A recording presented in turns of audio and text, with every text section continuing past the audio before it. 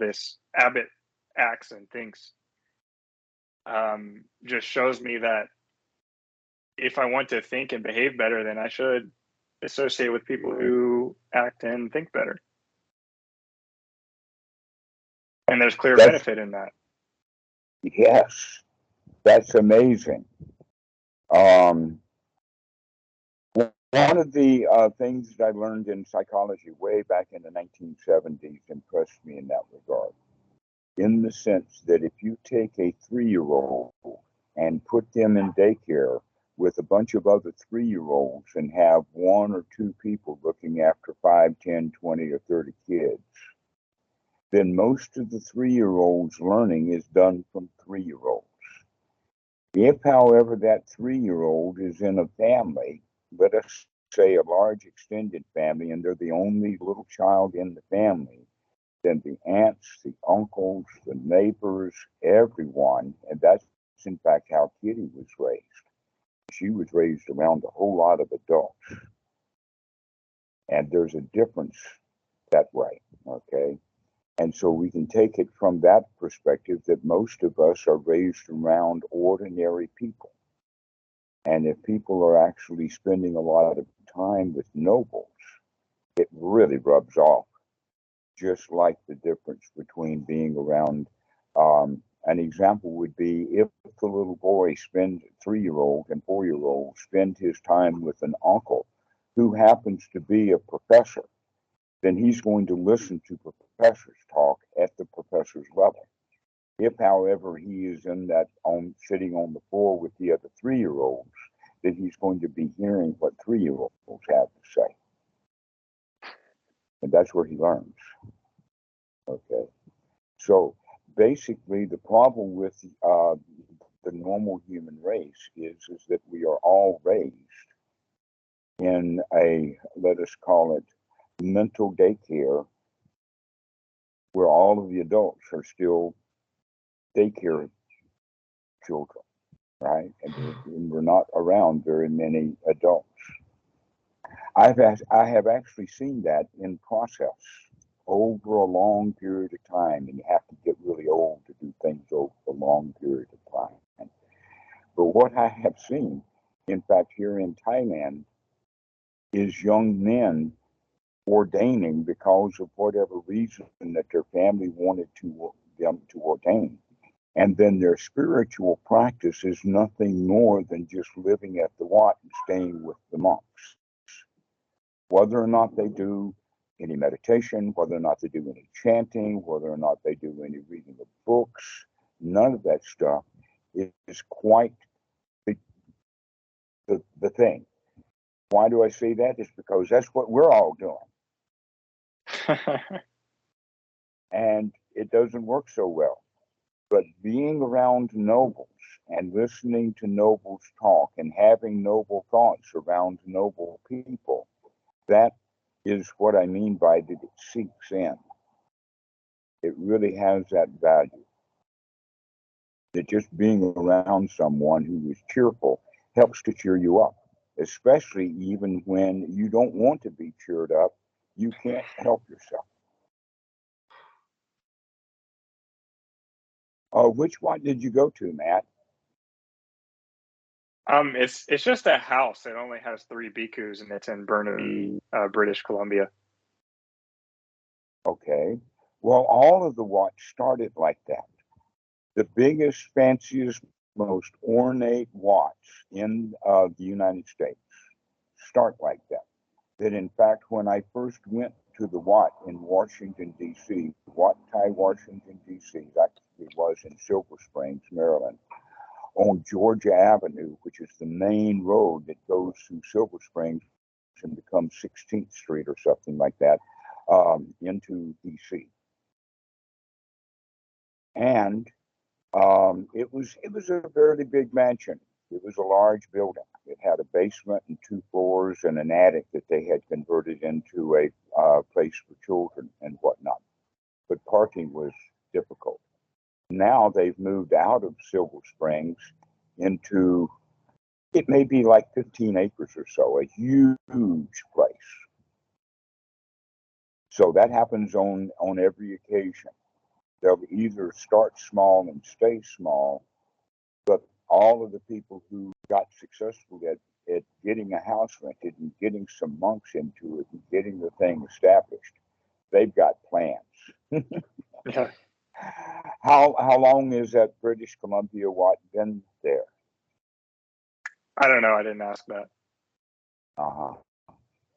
Well, you can tell yourself by how well established it is. In other words, how much of that house has been converted to something strange rather than what you would expect. It looked pretty normal. It's pretty normal. So it probably is a new one then. And there's a lot of new ones. In fact, that when I was involved with that, let us say ending in the late 2008-9 time frame, there were approximately maybe 300 watts.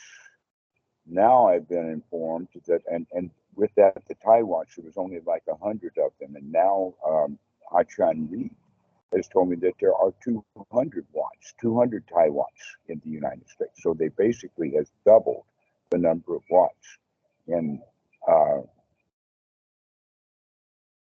10 years or 15 years or so. I tend, when I do the calculations, keep the Khmer and the Vietnamese and the Lao at the fixed numbers that I knew they were 15 years ago, when there's every probability that they've doubled also. And in fact, there was a major mass expansion of building temples starting at about 1995. And the reason that happened was because the refugees that came out of the war were stationed in Thailand, and the World Health Organization and the United States government, all the other governments, especially including Thailand, put a lot of pressure on the United States government to do something about those refugees. And it wasn't until after the Reagan administration when the U.S. government felt enough pressure to start doing something. And so that was like in the early 80s, mid 80s is when those refugee camps started coming. And one of the ways that the U.S. government likes to do things is with sponsorship. And so being Christian and all, and Reagan and Republican and all of that kind of stuff, they went out and got a whole bunch of churches that would sponsor these groups, these family groups of these various countries coming in. And so immediately, starting in mid-1980s, all of those refugees came over and were, let us say, shoehorned, hammered into the churches. And they stayed that way for more than 5 or more years. And then they started getting their sea legs. The people got jobs. They started to make a mark for themselves. And so now they want to start building Buddhist temples. That was the delay, was getting them out of the refugee camps into the United States, and then giving enough years so that they could get themselves established, so that they had enough finances. And so since then, the number of Buddhist facilities that have been going in the West is just kind of remarkable. And that's the very best way of doing it, is to get 2 or 3 or 4 monks to live together in the West to support the Asian community. And that's how every one of them has grown. Eventually, they get enough money to buy a nice piece of property, and then they'll start building on that. That's generally the way. And another thing that's really interesting about especially the Thais is they always want a lake. They want to buy enough property so that they can have a lake and still have plenty of property around that lake for people to walk around the lake on Sundays. Even Wat Suan Mokkh has that kind of thing. But in fact, one of the things they also have as a tradition, and I've heard that it has to do with a nursery rhyme that the Thai children are given when they're very, very young. And it has to do with a single coconut tree on a very, very tiny island out in the middle of the lake. So that's something to look for on the side, is that what Watts have lakes that have a small little island in the middle with a coconut tree. Well, because of the weather, the likelihood of it being a coconut tree is very low. They won't survive the winter in most of the places in the U.S. But something like a coconut tree.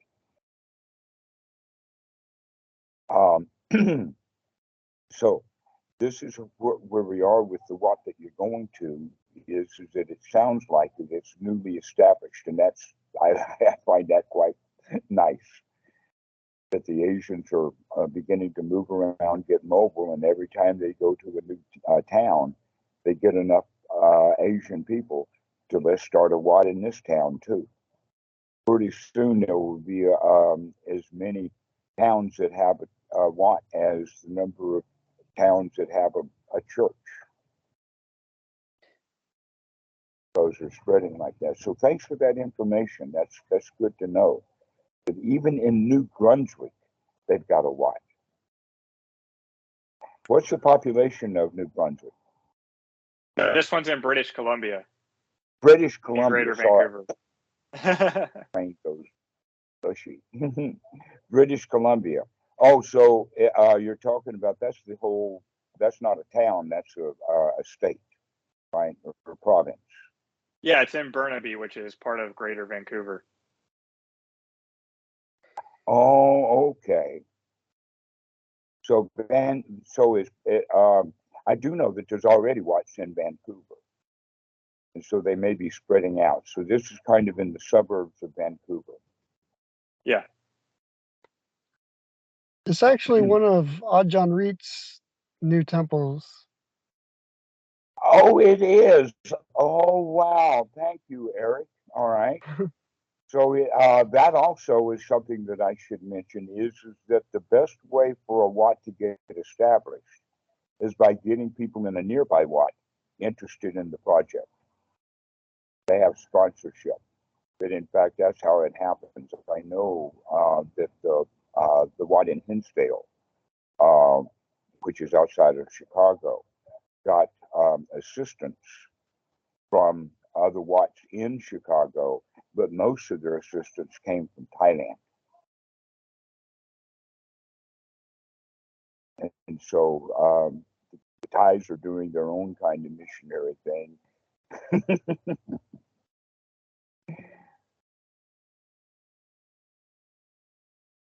When's the last time you saw Ajahn Reet? It's been a year or so? Long time ago. Yeah, maybe a year. Mm-hmm. So did you have any idea about how old that Wat is that we're talking about from Ajahn Reet? Was it already an ongoing project or something new that he was starting? I think I read something like maybe 4 years or something. Mm-hmm. So it's pretty probably young. been there 8 years or so. Probably six to 8 years. Okay, well, this is a Saturday morning here, Friday evening in your area. It's not even sundown yet. And Eric, your camera looks like it's a still shot. Is that because the camera is very stable, or is it because you've got an image up? A still shot? What do you mean? It's on a. Well, I see that landscape where you're parked.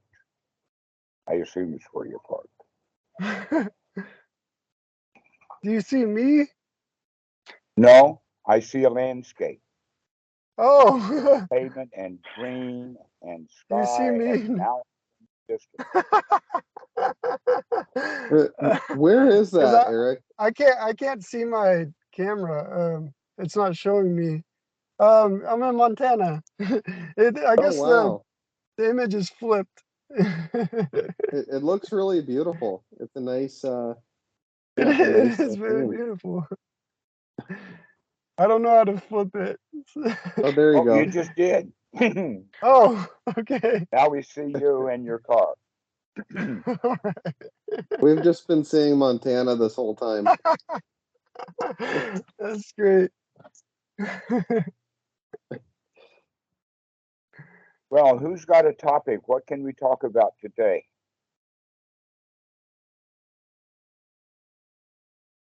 Anybody got anything that's worth talking about, or we can continue talking about Sangha? Oh, do you have any thoughts on the assassination of Abe? Yeah, a lot of people don't like to die. Get ready for it, because you don't know when it's going to happen. I mean, he's already left office. Why kill him now? They should have shot him 6 years ago.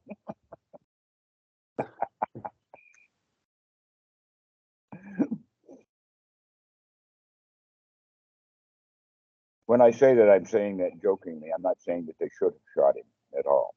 But in fact, it's very interesting that they used a homemade, what we called a zip gun. A zip gun? But other than that, pardon? You say a zip gun? Yeah, a zip gun. That all you have available to you is the bullet. What are you going to do? Well, you're going to go get a piece of copper pipe or a water pipe of some kind that helps fit the bullet.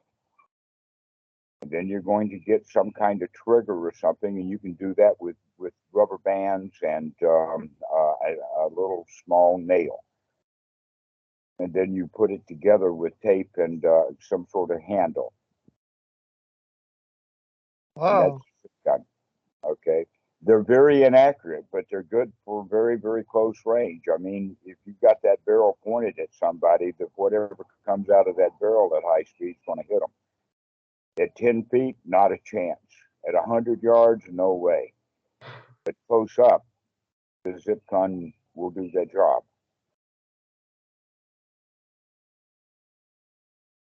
Don't use plastic for the barrel. It'll blow up in your face. Noted. And in fact, this is the whole concept about a 3D printed gun.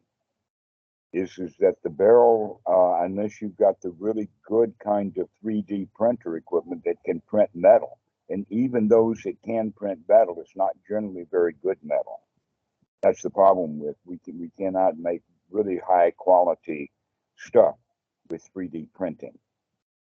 And so the barrels on 3D printed guns tend to be really, really big things to handle the power of the bullet. But a piece of water pipe will do. And that's what they did, because guns are not available.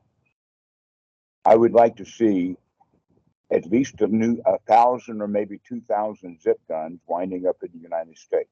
Why is that? Because that's the only thing that the guy can get. The AK-47s and the AR-15s are not available.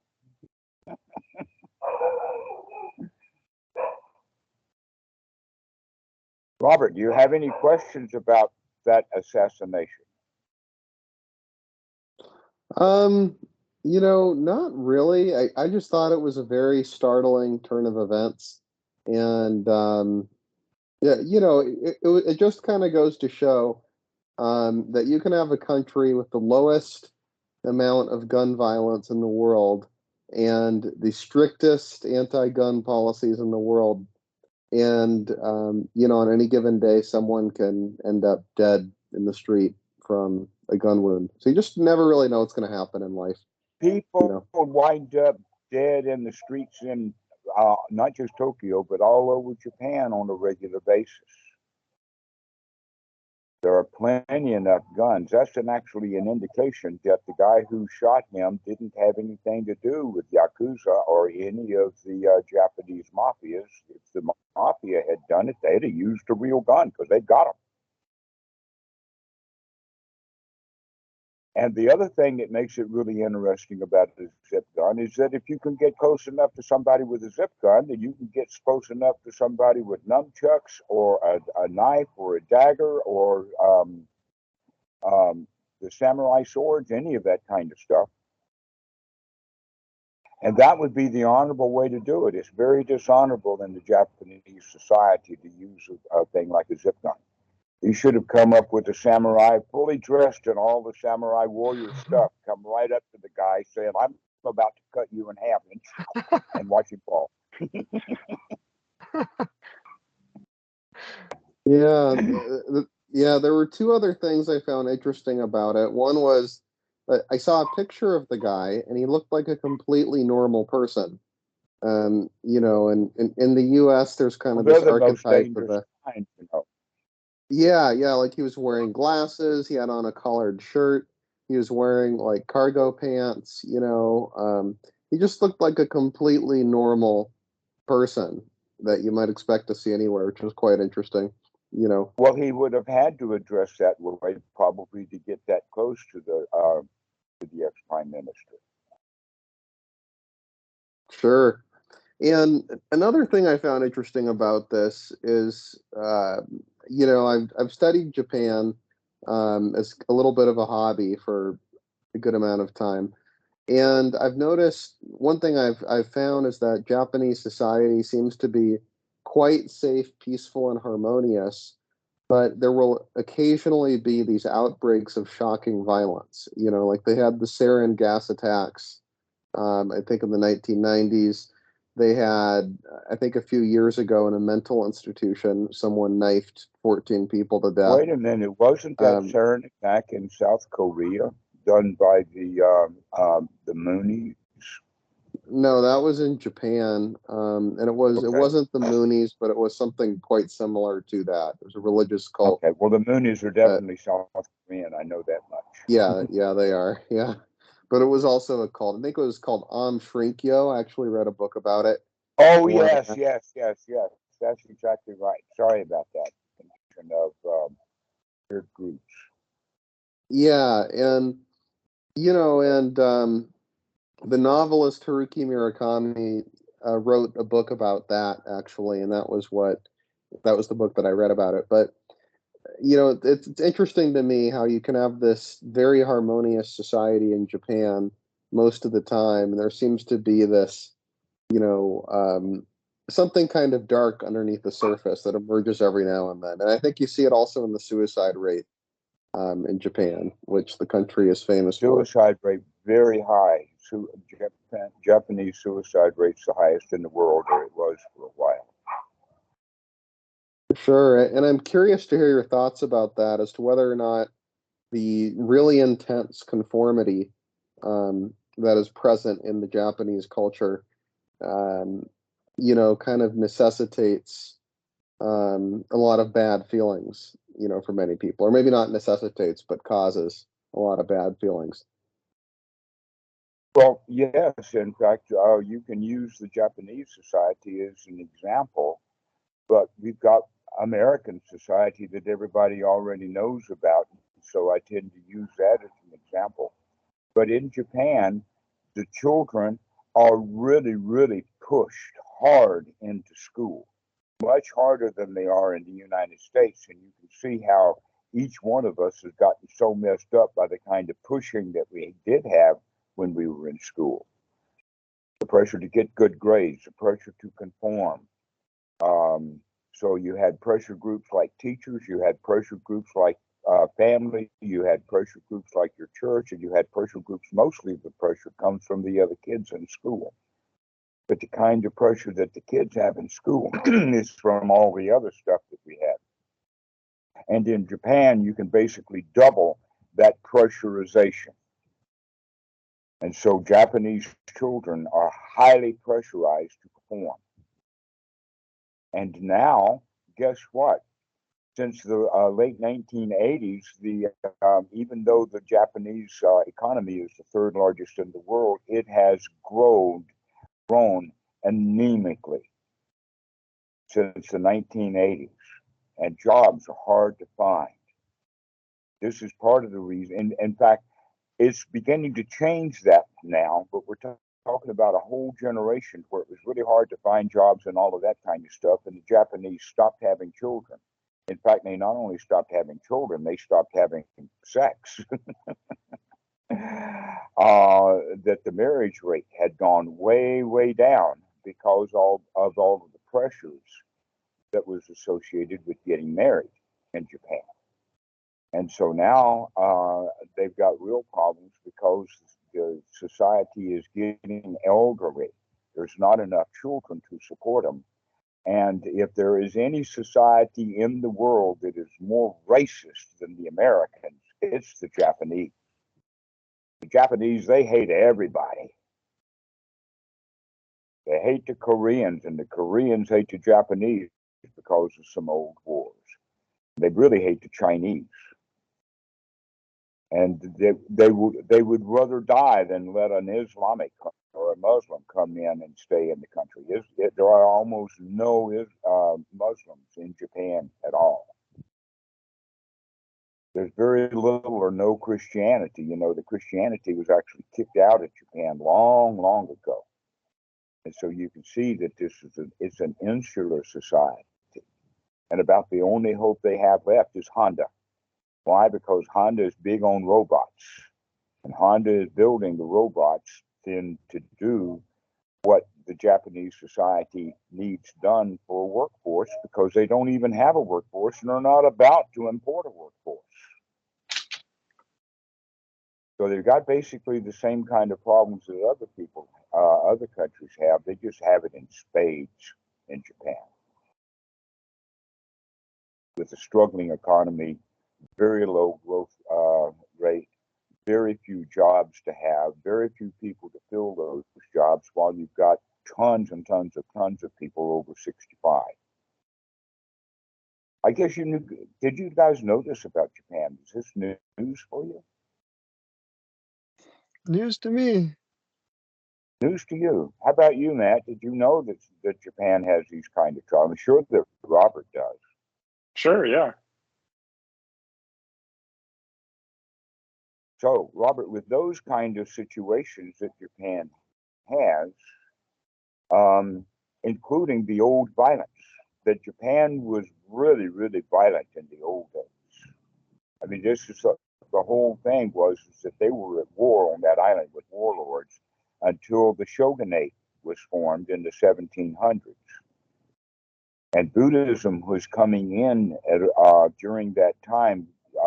And so Buddhism got very, very wrapped up with the military. There's a lot of skills that have to do with Buddhism that are also the same as military skills. That you can see the whole way of Zen and the art of archery, the whole way of the archery in Japan is highly, highly stylized based upon the movements of the body. But that's the interesting thing about Japanese archery is they're not interested in who can hit the target and who gets the best shot. They're interested in the form that the warrior is using. And so they have to practice very carefully. There is also something very interesting. The way that in the West or in the English longbows, they would hold the bow out and then pull the string back with the strong right arm, giving them huge chest cavities. But in Japan, they notch the arrow, keep the right hand very close to the eye, and then take the longbow and open it as they're drawing it down. And then as soon as they get it, they let it go. And the reason for that is actually I'm using it with this way. This is the Western way. But in Japan, they do hold it with the thumb and the index finger because you actually get more precision. But you can't hold an arrow on a very strong bow that long. So you have to have the aim done before you get the barrel lined up. So as soon as the arrow lines up, you let it go.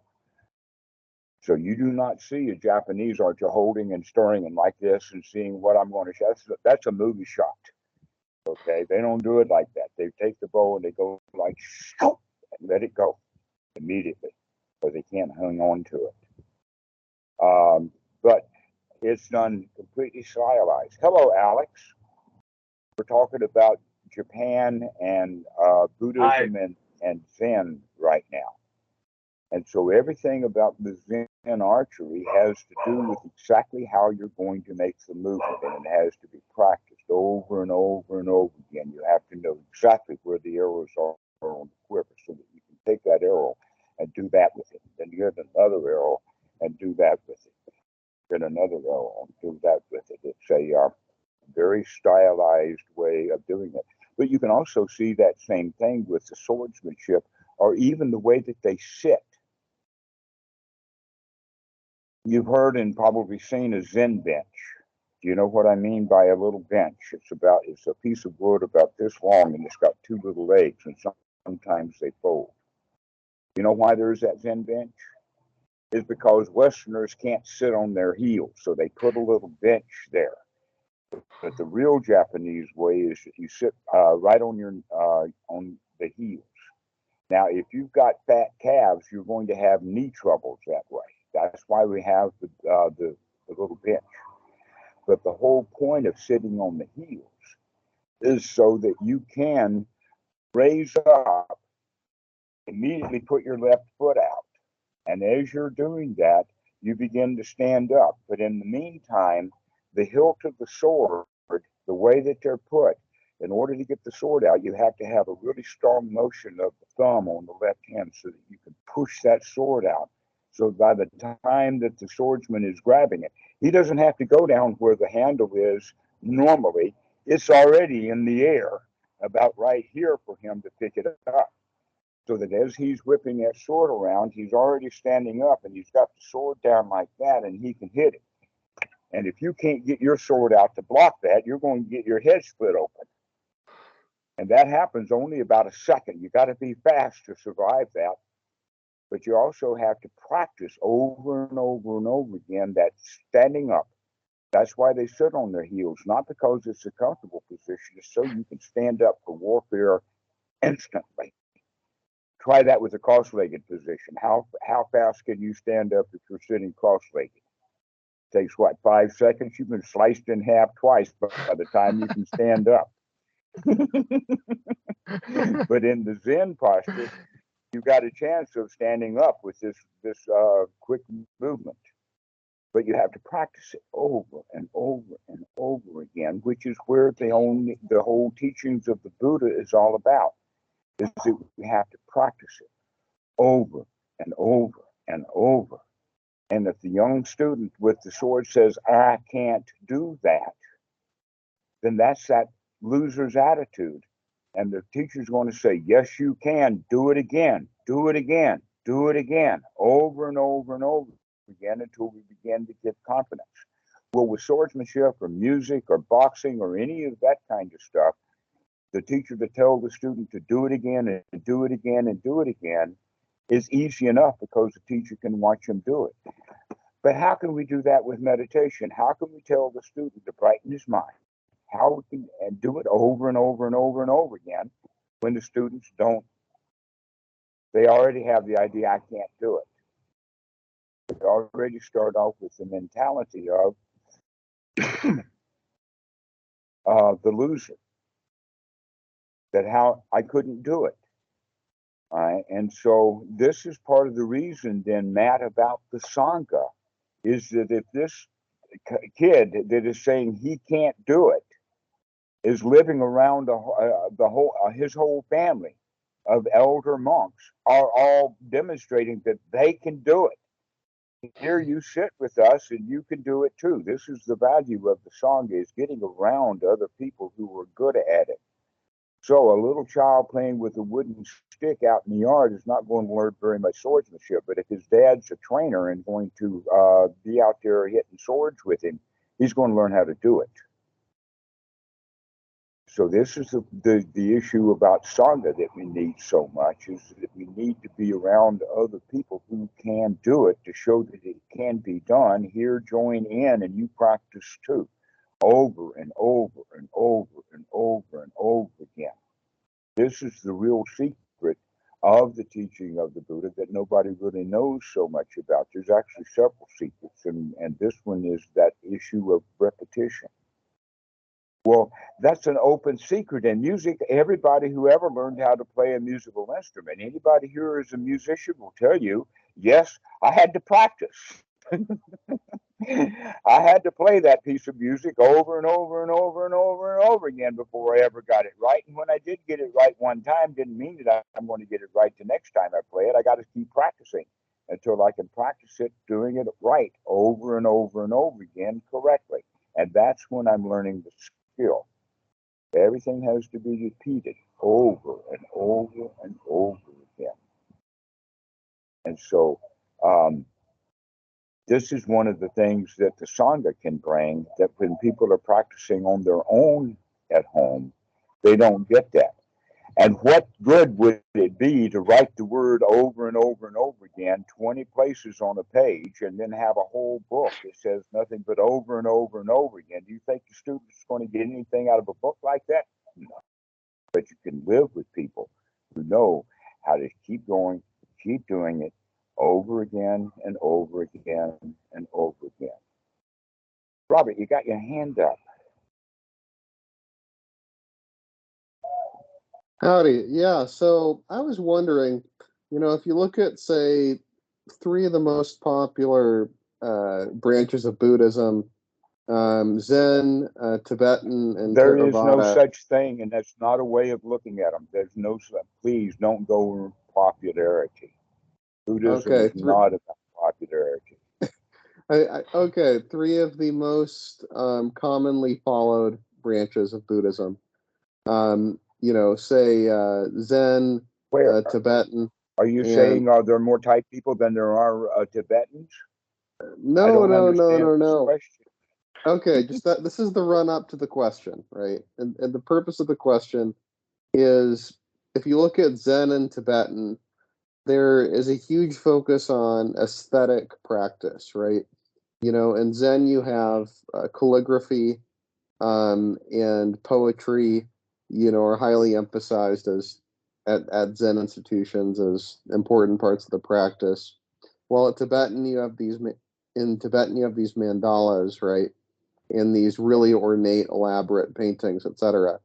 Theravada doesn't seem to emphasize that, and Zen also emphasizes the kinesthetic, right? Like, say, physical practices like archery or swordsmanship, etc., which probably has to do with its martial military background.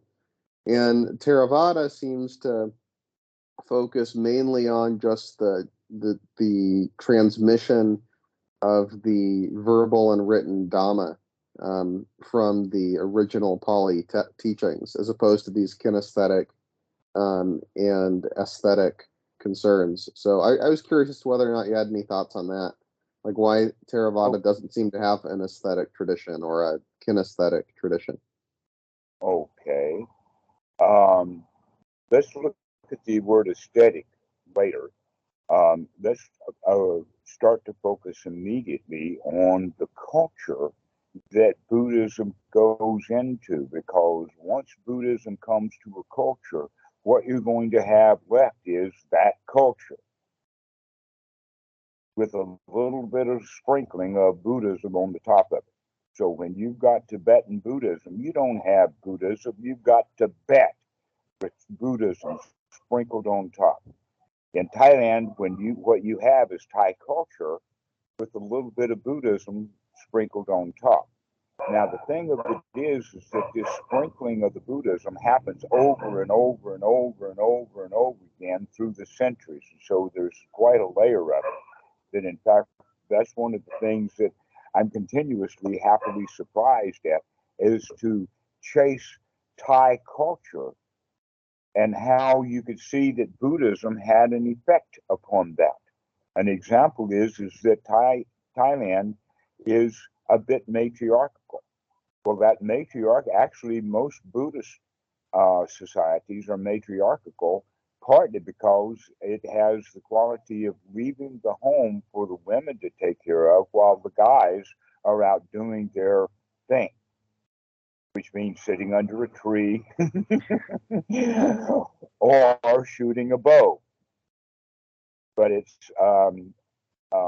that's the way it is. But the important point in this is that this Japanese culture is highly materialistic. They've been at war in Japan for centuries. And so you come and sprinkle Buddhism on that warrior-like mentality and that kind of culture. What that means is that now your Zen archery is going to be highly stylized because of the repetitive use for it, rather than just giving a kid a bow and say, have at it. Going to take that child and train him over and over and over again. You actually know that not only is that true in the actual practice, But look at the way that they make their weapons, the way that they beat the steel to get that kind of edge on it. That's something that you have to pound and pound and pound and fold and make sure that you've got one kind of metal on this side and the other kind of metal on the other side, that you want it really, really sharp. So you have different kinds of steel.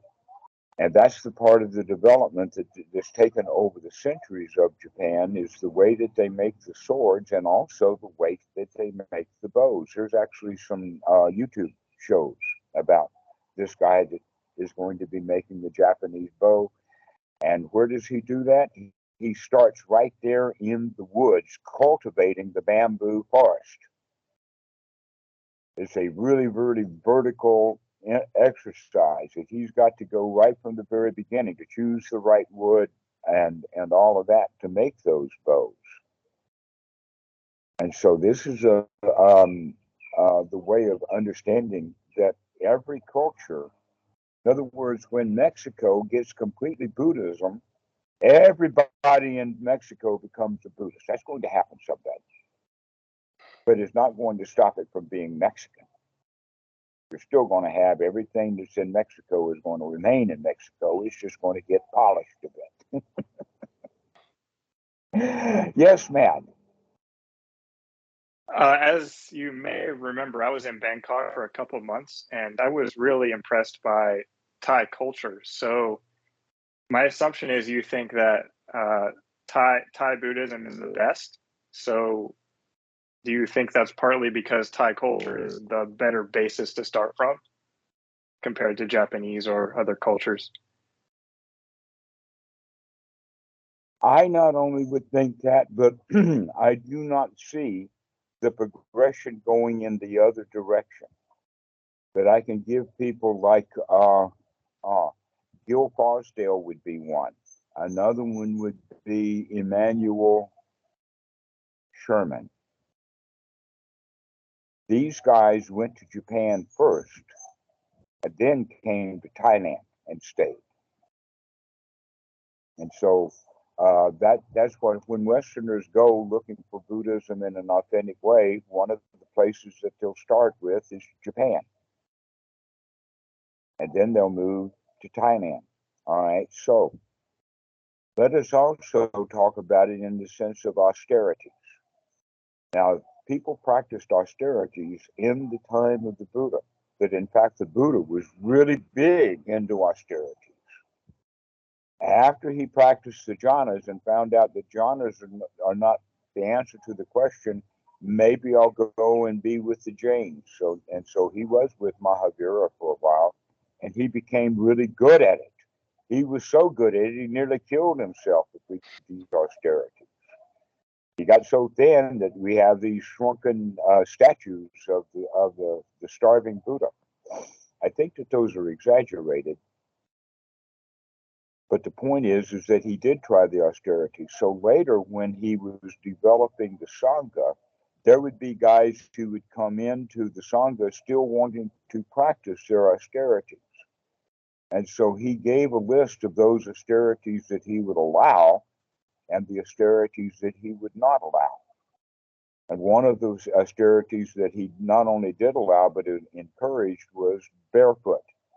Why? Because when you've got clodhoppers on, you hop clods mindlessly. If you're after hopping those clods barefoot, you're watching where you're going. You'll be mindful of every step. And so that would be an austerity then that would be useful in practice. Also, they made furniture in the time of the Buddha. There was actually directions in some of the old literature about how many sticks it takes to make a chair. And they bind it up and make a little chair, okay? Not only that, but in the Anapanasati Sutta, there is a well-known phrase that is in many, many other suttas. And that's when the Buddha says, go to the forest, go to the foot of a tree, go to an empty hut or a pile of straw and sit down on one of these pieces of furniture. It's a couch, it's a chair, it's made of wood, it's not comfortable, but it's better than sitting hard on the ground. Okay? And so what we have had is culture come in. The culture that's coming in is this idea, especially in Western Buddhism, that you've got to sit cross-legged on the floor or on a hard surface for long periods of time. Well, no, that's not exactly what the whole point was, is that you need to be comfortable. And austerities are not comfortable. Walking barefoot, if you're walking mindfully, is mostly comfortable, with occasionally discomfort. There's times when you can't help but having to cross a gravel road. You don't want to walk on the gravel, but if you're going to cross the road, you're going to have to be doing a little gravel, so you can mindfully watch how you're feeling when you're crossing a gravel road barefoot. But your feet will toughen up. The question is, can you get your mind toughened up so that you can walk on a gravel road for a short time? But most of the time, we're going to find better places to put our feet down. All right. So the whole concept then is comfort. This is part of the definition of the word sukha, is to being safe, secure, comfortable, and satisfied. And yet Westerners are taught to sit in a cross-legged position that they didn't sit in when they were little kids. Every one of us that are raised in the Western culture were grabbed up off the floor by the time we were 3 years old or even younger and put into a high chair and given furniture to sit on. Okay. And that they're on MSNBC, they have a program, I forgot who was doing it, but it has to do with buying chairs and desks for a country in Africa, Mali. And all of these Westerners are very, very happy to donate all of this furniture, saying that these kids can find and learn because they don't have to sit on the floor. No, these kids been sitting on the floor, and they're going to continue to sit on the floor. The only reason they're sitting on desks is because the Westerners have cameras out to show that they're sitting on the desk. If those Westerners really want to help those kids, they're not going to buy desks and chairs. They're going to buy them laptops. They're going to buy them cell phones. They're going to buy them some stuff that they can learn from. They don't need furniture to learn. Okay? And you don't need to learn meditation by removing furniture. It doesn't work like that. In fact, in the time of the Buddha, they had furniture then too. But the cross-legged posture has just become kind of famous for some reason. The monks can sit that way in Thailand because that's the easy way to sit. In other words, if you don't have a chair to sit on, how are you going to sit? And you wind up sitting cross-legged, so they get used to that. But in the West, we've never been without furniture, so we don't sit on the floor very much. In fact, we tell the kids to get off the floor. It's dirty. We don't want to be on the floor because it's cold. Well, here in Thailand and in other places in the tropics, you want to sit on the floor because it's the coolest place to sit. And not only that, but the floors are generally not dirty because the Thai people are very careful to keep the floors clean. And the best way to keep the floors clean is don't walk into the room with your clodhoppers on. Because if the clodhoppers still have clods on them, take the shoes off. That will keep your floors clean so that then you can sit on the floor happily. So this is a point about the austerities, is that we have to understand, where did these austerities come from and why do we have them? And if the austerity is an actual training exercise that you could use for your value, then yes, the Buddha would allow that. But if you're doing a training or doing an austerity simply because you think the austerity itself has good properties to it, then the better thing to do is to drop it. That the Buddha would not, in fact, recommend that you sit in cross-legged postures when they're uncomfortable. No, you want to sit comfortably. Yeah, Robert.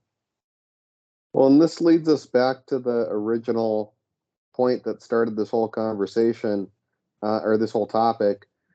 which is that austerity related to wholesomely can lead to, a powerful and nurturing sense of resilience in the personality, or it can lead to people wanting to jump off a bridge or shoot the prime minister, if it's related to unwholesomely. Right. Exactly so. And so in that way we can recognize that yes, some austerities are going to make us strong. Just like going to a gym, if you practice correctly, then it's not ever really an austerity. It's just development. So you start off with 1 kilogram or 2-pound dumbbell.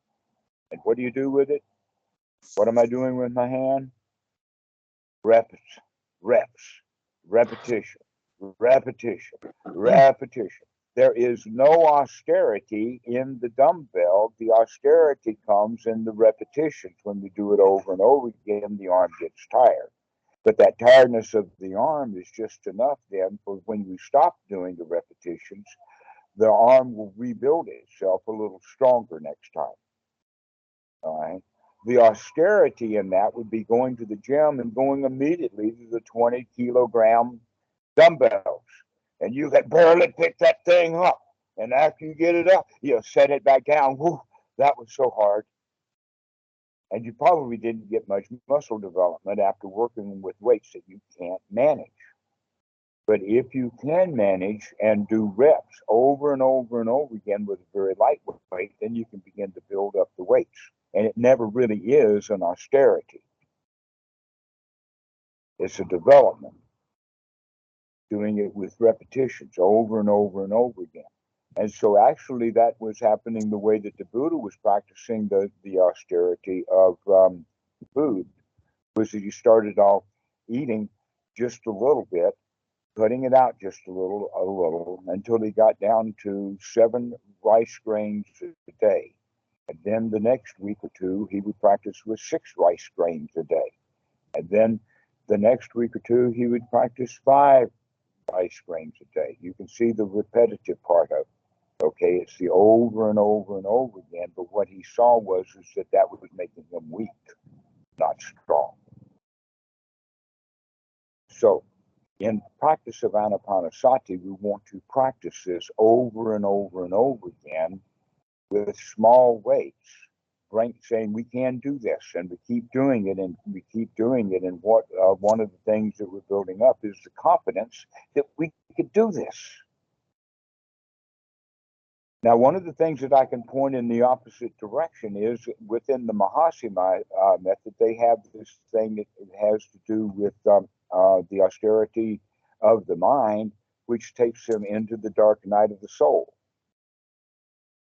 Right? You've heard about this.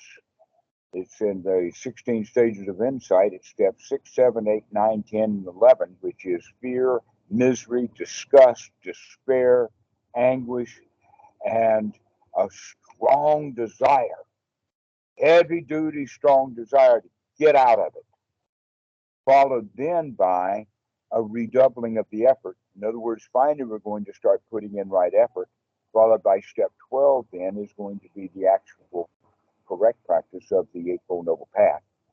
Okay, so the point that I'm making here is that if you actually have gone that deep through a dark night of the soul and come through it, you come through it, if you do come through it, stronger than you did before you went into it, in the sense of, wow, look how hard I worked and I survived.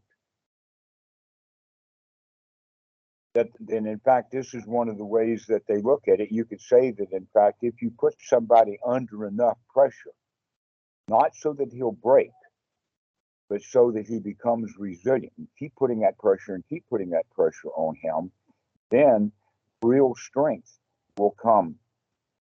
One of the examples out of Zen that I use is that this guy, he was a farmer. In his young life, his daddy wanted him to go and become one of the warriors. And so he went to the martial place where they were training. And the abbot took one look at this guy and saw how stupid he was.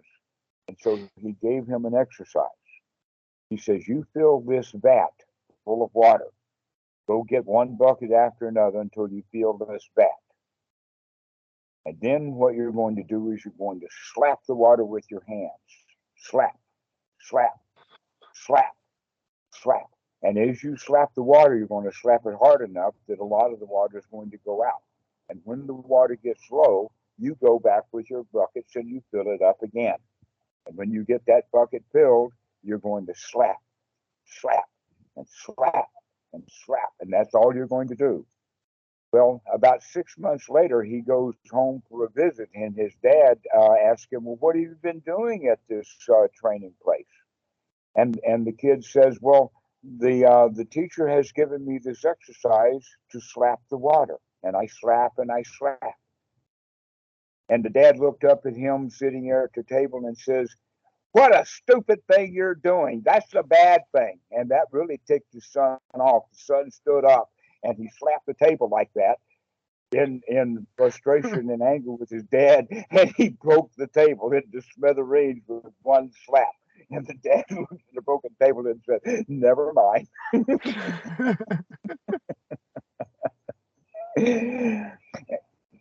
And so that's the quality of the repetition. Be careful that you know the distinctions between austerities, which means you're working too hard doing something that you can't do and are not successful at it, versus doing something that you are successful at over and over and over and over and over again, and getting the delight for doing that, becoming successful and feeling really successful at it. And that's especially valuable when that thing that we're practicing over and over again is not slapping water, it's slapping dukkha. Look at that. Oh, Alex, you got your hand up. I see you dark. You're in the dark. Hey, yeah, sorry, I'm driving. I know I'm cutting in the middle of the conversation here, but I only had about 10 minutes, and I wanted to mention something to you, Dhammarato, see if you had any insight. All right. So I had a kind of a argumentative conversation with my girlfriend, and she said that she wanted to be alone for the night. And I guess the thing specifically that I find I kind of come to over and over and over again is this repetitive tendency to make myself super available and want to be with her, even though she has expressed that she wants to be alone. And then when she says she wants to hang out again, I'm just up for it. I'm like ready to go. I'm available. And I feel like because of this, I resent her for it. And it's hard. It's really hard. It's hard to like be so freaking available for someone. I feel like I am displacing like my own value. I know that this is all relative level shit, but I was just curious if you had any insight for me on how I can kind of maybe have some clarity with all this, because I feel it very much causes me to treat myself badly and her badly as well. Okay. Well, the first thing is that togetherness is something to be practiced. But one of the things about that practice is that we also need to practice being alone, to practice being together and practice being alone. And she's already given you the indication that she's got kind of at least some sort of schedule in her mind about when she wants to practice being alone and when she wants to practice being together. So the question is can you be flexible enough to fit that schedule so that you can also practice being alone alone. When she wants to be alone, that's great. And when she wants to be together, then okay, that's the time to be together. Can you be flexible, or do you have to have it my way? No, I want it my way. No, That for in sure. practice, I think I left out that her and I were supposed to hang out tonight. I came to see her. We got in an argument. She went in her car, and then she said, "I think I'm just going to go home." And then I said, "Well, it would be well, really I nice don't to blame see her you." for that. I don't want to argue with you either. I I don't blame know, her for that at all. I don't want to argue with you. but it wasn't all me though either. Oh no, that's right. Why don't you get your blame gun out and shoot us all with Huh? What'd you say? it? I said, why don't you get your blame gun out and shoot us all with it? I mean, there's no end to the blame once you start blaming someone else. No, I know. I understand. It's just like as Okay, I was the talking, question she is, just kept cutting me off, and I mean, it got very difficult to be able to have a conversation with her. I know, and when that's happening, the advice is to shut your mouth.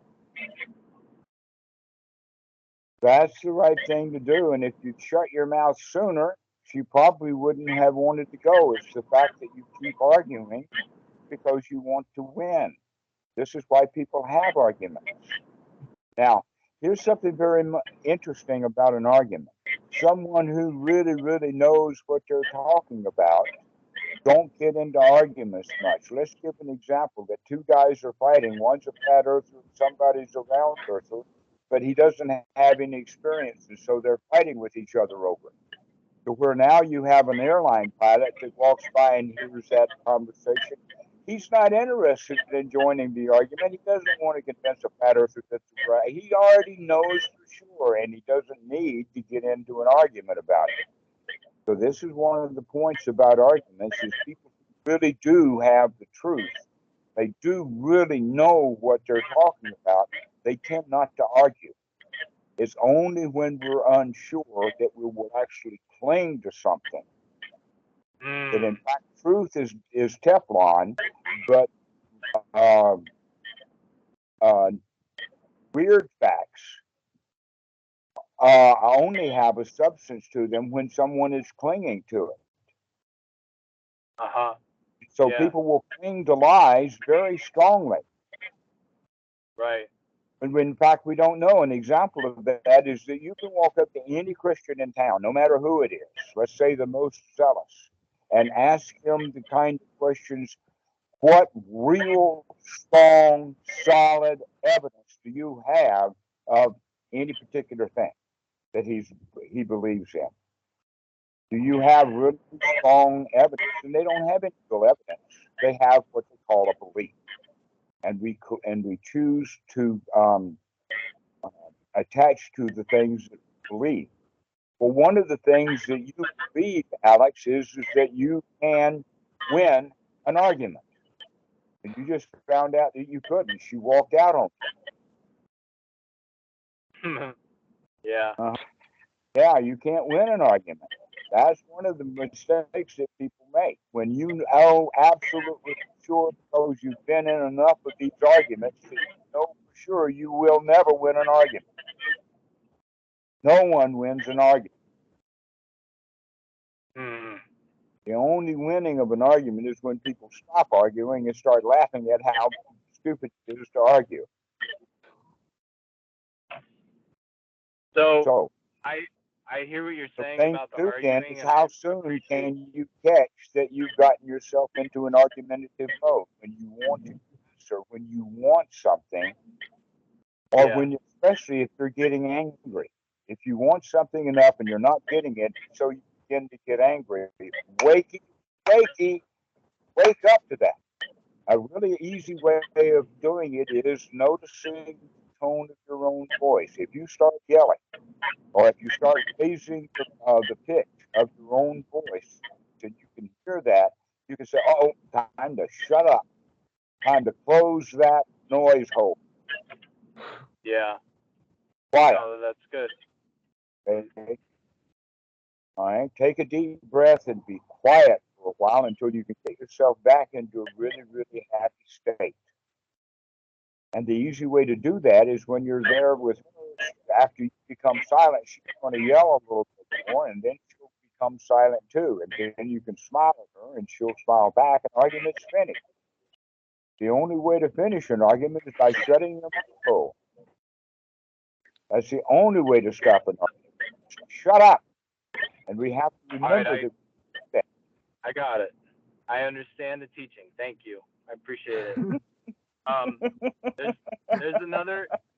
The thing though that I was saying in the beginning, Dhammarato, is the one that's kind of more pressing. It's this sense that, you know, when she said she wanted to be alone, obviously, I mean, yeah, I had unwholesome thoughts and I was hurt, and I said, well, it'd be really nice to see you because I know you're going to be working this weekend, but I understand if that's what you want. And then she said, I need alone time first, maybe later. And all I right. knew Perhaps the right thing to have said right then was, you know something, that's a really, really good idea. But you didn't say and it that. was, and it was, but how I felt. But you didn't tell her that, and you didn't feel that way. No, I didn't. But how I felt was that if she wanted to hang out later, I would just be up for it. I was just waiting around my phone. I was hanging around my phone, waiting for her to text me. And now I'm on my way. I'm going to be there in 5 minutes. And it's great, but I feel diminished in some way. Like I diminish myself when I wait around. Basically, the more you diminish yourself, the better off you will be. And when you're no longer there, then you can be happy. Wait, yes, you have diminished yourself. Do it some more. What do they say? Shut the up. That's the way. But guess what? That also gains power. It diminishes the idea of the self or the selfishness because you want your way. That's why you're yelling, because you want your way. If you shut up, that will give her a chance for you to listen. Wait, so you're saying it's good for me to wait around for her text message to tell me that she wants to hang out? It's good for me to diminish myself in that way? Yes. Why? But no, don't hang around the phone waiting for it to ring. In fact, go take a walk intentionally knowing that you're going to miss her next call. Yes, and that's what I was doing. I was like napping, or I was just laying down and meditating, feeling the feelings, like observing everything. And I was still waiting. I was still checking my phone just to see. Right, that's what I'm saying is that you're still waiting for her, still checking your phone instead of forgetting about it. Go for a walk and leave the cell phone at home. Pardon? But I can't do it. I can't do it. Yes, you can. I can't do it. Sure you can. Yes, you can. If you were around nobles who set their phone down and didn't pay any attention to them, invited you to go for a walk and told you to set your phone down, you probably would. You could do that. I know, but this isn't about the phone. This is about the way you behave, and it's also about the way you feel.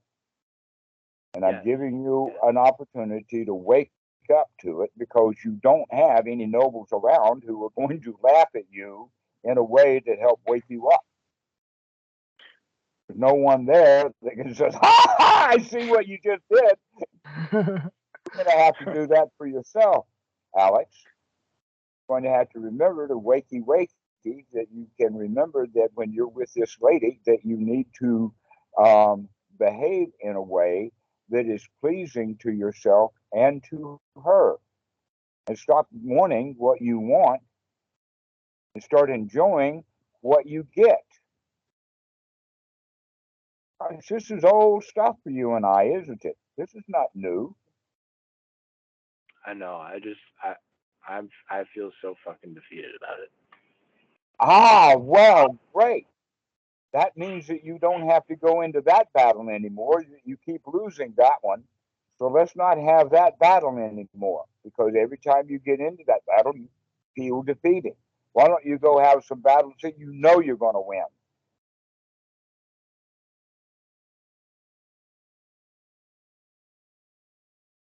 In fact, why don't you go do some, instead of battles, have some games to play?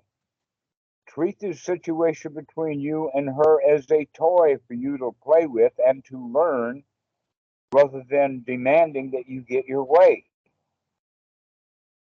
This is what the Buddha recommends with relationships, is that if you're going to devote your time and efforts and energies to the Dhamma, then leave everything else to the wife.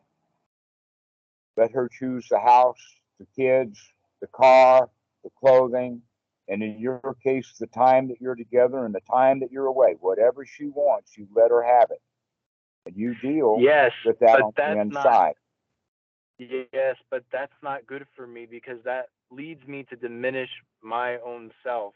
I end up waiting around for her because I'm leaving everything up to her terms. That's the whole point. For me. Which means that you didn't believe it when you said that it's okay for her to have alone. You still don't want it. You're demanding to have something that you don't have. You're not okay with it. You're waiting for her to call you, when in fact what you could do instead is forget all about her and go enjoy your barefoot walk. Watch where you're stepping. How do I forget her? How do I forget her when I'm not with her? How do I do it? Well, when the thought of her comes up, you can say, hey, there she is again. Hello, goodbye. And throw her out of the mind and come back to what you're doing in the present moment. And when another thought of her comes up, you can throw that thought right back out also. Don't think about her. Just, you've heard the Buddha talk about it. Don't think about elephants. Don't think about the floppy ears on the elephant. Don't think about those great big pods that he calls feet. Don't think about those giant toenails. Don't think about that big bushy tail. Don't think about that big heavy skin that the elephant has. I know that that's paradoxical, because when I'm talking about don't think about elephants, everybody here is thinking about elephants, right? Even though the injunction is don't think about elephants. So I know that that's the point, but that's it. We can change your mind. You can change your mind. I can change my mind. Matt can change his mind. And when thoughts that are there that are painful, change those thoughts. Don't have painful thoughts. I want her. I want her. I want the phone to ring. Say, hey, man, I'm stronger than making myself miserable because I want something that I don't have right now.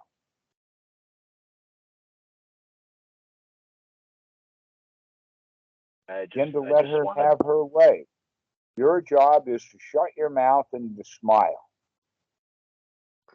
Dhammarato, can I add something here? Having been in a Sure, similar situation. you're an expert at this one, aren't you?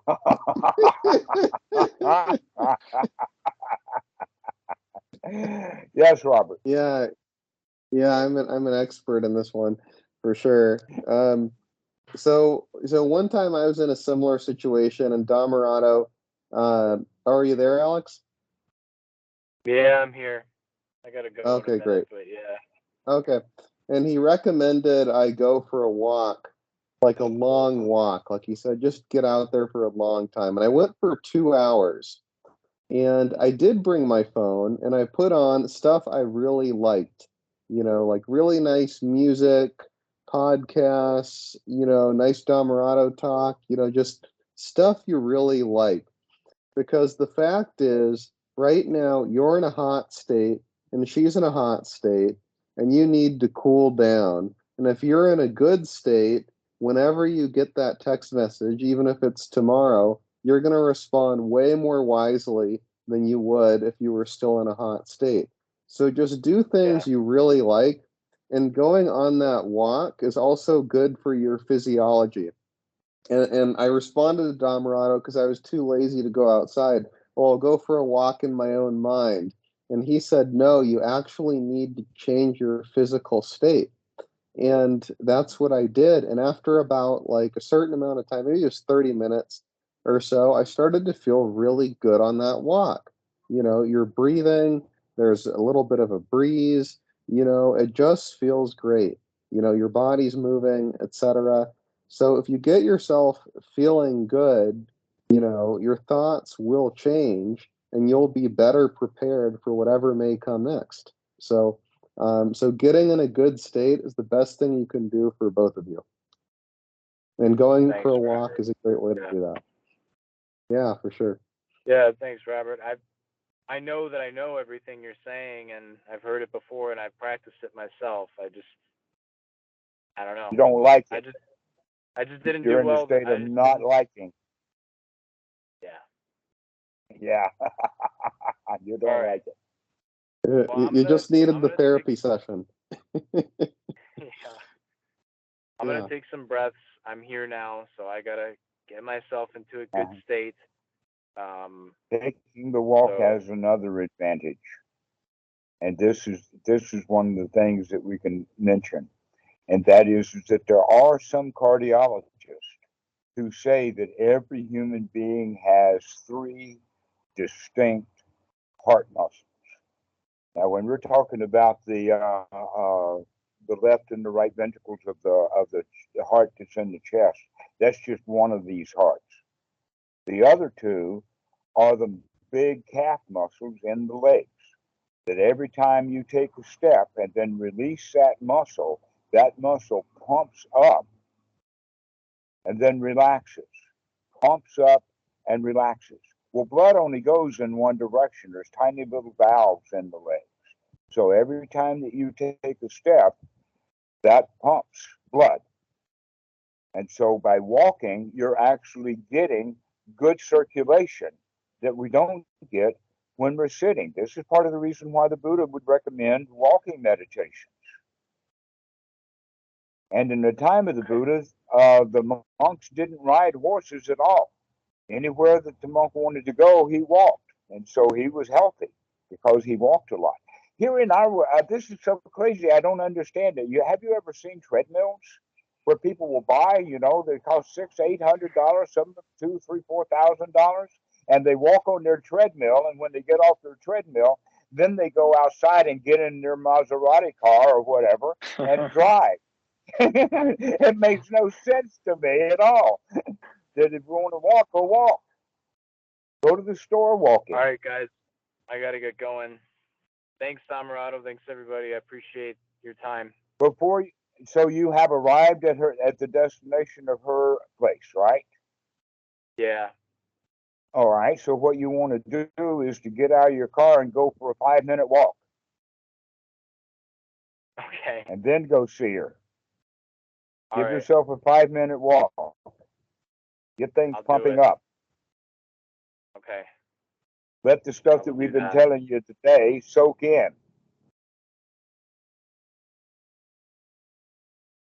I will. All right. Go enjoy a little walk. I will. Thank you. Take some breaths. Enjoy the moment. And then enjoy whatever she presents to you. I will.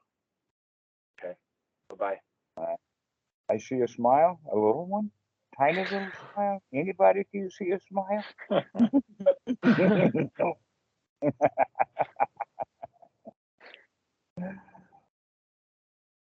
Wow, well, this has been a fun talk. We've been kind of all over the place, but we do that anyway. That's what we do here, is just come up with what's there. Robert, do you have any more questions about austerities? You know, I don't think so at the moment, but it's an interesting subject. You know, I think austerities can be um, a vehicle for development of confidence and also for development of bad feelings. And it depends on how you choose to relate to them. It depends upon how you do the austerities. If you do the austerities, then it gives you a sense of power. Look what I can do. Ha ha, I can walk everywhere I go barefooted. Nobody around me can. They have to have shoes, those poor feet. Okay, so that's one of the ways of looking at it is that yes, when you can do these austerities, it gives you great confidence. This was what I was mentioning about the dark night of the soul that's become so common in verbiage about meditation. But the point is that if you can go through the dark night of the soul and come out on the other side of the dark night of the soul with the redoubling of the effort and the practice of the Eightfold Noble Path correctly, then that will give you the confidence that, hey, I put myself through an absolute hell, which means that I can go through absolute hell. I can do that again. I don't have to now because I know not, but I actually gain the confidence that I can handle anything if I can handle the mess I put myself into that time. So hitting rock bottom has its advantages, that you know that you can hit rock bottom and survive. Yeah, that reminds me, I have a friend who recovered from a heroin addiction, and he has a very wholesome view on the whole thing where he said, you know what, recovered addicts are the most badass people you'll ever meet because they've survived all kinds of really dangerous situations. So if you want to meet a hero, meet a recovered addict. And I love that attitude. You know, that's a great Precisely attitude. so. So this happened in the 1970s and 80s, and it doesn't happen so much anymore. But there was a time when the Americans were coming out of the use of tobacco. And there were some people who kept insisting that they're going to smoke in restaurants, even though the laws were passed and what kind of stuff. Now, the people who had never smoked, when they go into that situation, they don't like it. Their eyes will tear.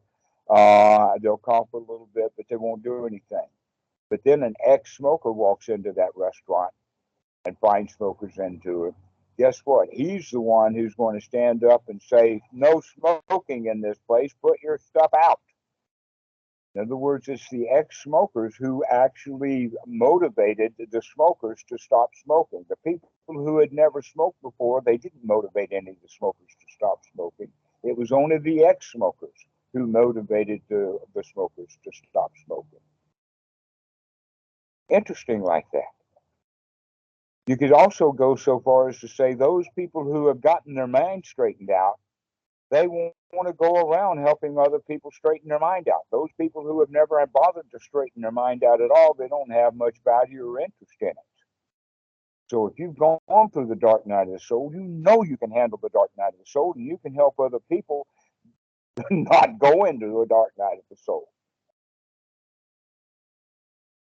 So this is that issue of confidence. And some austerities, if they're practiced correctly, will give you a strong sense of accomplishment.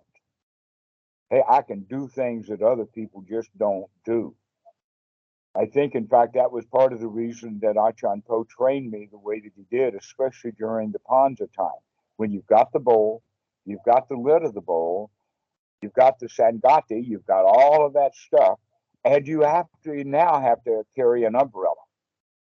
And carrying that umbrella and keeping the trunk and opening the bowl and holding the bowl while people put in there, that's quite a lot of manual dexterity. Luckily enough, I was into music and doing some other things, and so I learned to manipulate my hands. But that's interesting. That's actually a kind of an austerity. My hands would hurt trying to manipulate the bowl, which you would carry with your left hand, with your right hand. But then you have to manipulate both the lid of the bowl and the umbrella with the other hand. And not only that, but when you're carrying the bowl, you can't carry it with one hand and carry the umbrella in the other. No, you've got to carry the umbrella and the bowl such that you can use your left hand on top of that lid to help balance the bowl. It is an austerity. It's the strangest little austerity that you'd ever imagine, but it's still an austerity to be out there doing that for an hour or two every morning, carrying an umbrella and a bowl that's getting heavier and heavier with stuff in it until it's completely full. and watching where you're going with every step. Because Ajahn Po, he would carry us through minefields. I mean, when I talk about crossing a gravel road, he had this gravel road that we had to cross every day. And so that gives you a sense of confidence that you can do this. That's one of the values of the austerity, if they're practiced correctly. It gives you a supreme sense of confidence so that you could go around unarmed. Don't need protection. Got everything you need to protect yourself. You've got your skills, you've got your mind. That's all you need. Ready for anything. And so this is the part of the reason why people do practice austerities. Not, I can't think of any other reason to practice austerities other than just punishing yourself, which people do a lot, but that's not a valid reason.